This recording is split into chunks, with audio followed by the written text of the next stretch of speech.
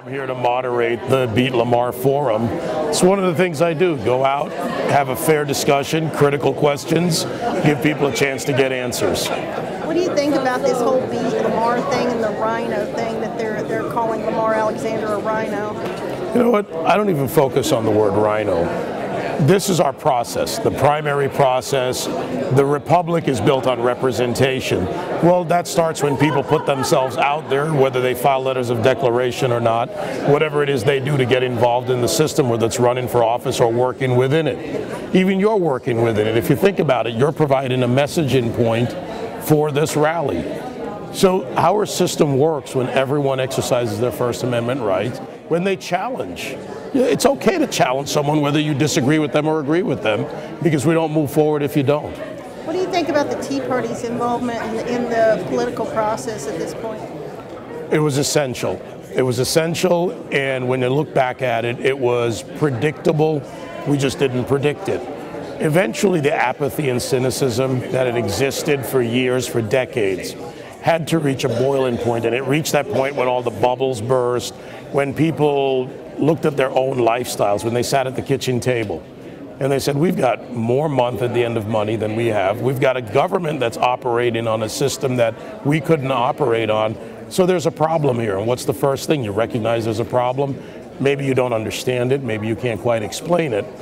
But eventually people just got fed up, and it literally became a kitchen table issue. Because that's what families do. That's what all across America, people sit there and go, what are we doing? Are our kids going to this camp, ballet, whatever, sport, or whatever they get involved in? And what are we going to do for the family and our vacation? Well, if we're making those kinds of decisions and making choices and picking what we can and can't afford as Americans, then what happens when we look at a government that doesn't make those choices, but just simply writes paper, prints paper, so to speak, when it comes to money, and says, we're solvent? The two just can never stay, they can never last any longer than that aversion to a system that is simply out of control. You see, you've been to, and you've talked to a lot of people, you have a radio show that are very discontent with what's going on. What is the most problematic issue that they have with this government that's going on right now? The government isn't functioning, one, as it should, and two, on their behalf. We have a government, and we need a government, and we need a structure, one that functions in a very efficient and effective manner. But what we have is a government that has simply grown bureaucracies. It's become a political system that's supported by both parties. Yes, there are libertarians and in some states conservative parties and independent parties, but essentially we have a two-party system that has taken over what this country, or what's involved in running this country. And the system itself has become the problem. The institution needs to be fixed. We need an establishment. We do. Because establishments give you structure. What we don't need is an overpowering establishment, a government that has 3.5 million employees, that wastes money regularly, and then in fact uses the very systems it has to fund its own political systems and political goals. What I'm talking about is a giant mess. That's essentially what it is. Let me give you an example. A dinosaur. A dinosaur, a very large dinosaur, Tyrannosaurus rex or otherwise, was basically a large animal with an underdeveloped brain, a bad central nervous system, and they didn't communicate with each other very well. They went extinct. Our institutions are becoming dinosaurs. Before they go extinct, we've got to evolve. Do you think that that's why the Tea Party came about, though? Because the Democratic Party doesn't really act like the Democratic Party anymore. No, they don't. The Republican Party acts more like the Democratic Party. And don't you think the Tea Party has taken over where the Republicans should have been? The Tea Party has become a better rudder on the political system. Let's face the reality. You're not going to automatically throw out the Republican institution, but you need to fix it. There is hope with some Democrats, traditional Democrats, Kennedy Democrats, and so on. So you can work with some of them because there are good Democrats who want to help.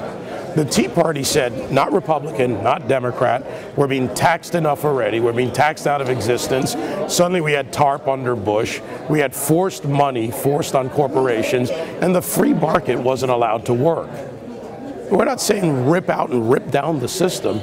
We're saying put the ship of state back on track, right-size the government, give us a government that's limited, effective, efficient, and constitutional.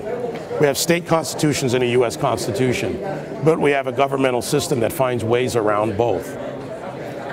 I know I don't have much time with you, but I wanted to get in. What is your idea of the American dream? The American dream, opportunity. That's the word I start with. The Declaration of Independence is our cultural DNA. It set the tone for who we are. Then we have the Constitution. The Constitution is our legal DNA. They've created a framework, and the genius of the founders is this. They created a document and a principle and a foundation that even had redress written into it. They saw evolution in technology in times, from sticks and stones and cavemen to powder and charges. They saw that we would continue to grow. They couldn't picture airplanes in the sky or rocket ships in space. But they left us with a system that we could evolve with as a country, not a constitution that evolves, that's the framework. Not a declaration that evolves, because that is a cultural framework that we need to get back to a trust. We're a great nation because we have a great culture. But our great culture is being corrupted by those that want to pollute the American dream by defining it for you. In reality, our individual rights means we define our dream, and it's also up to us to make responsible choices, to make good choices and look at not only ourselves, our community, our families, but how we affect the world around us.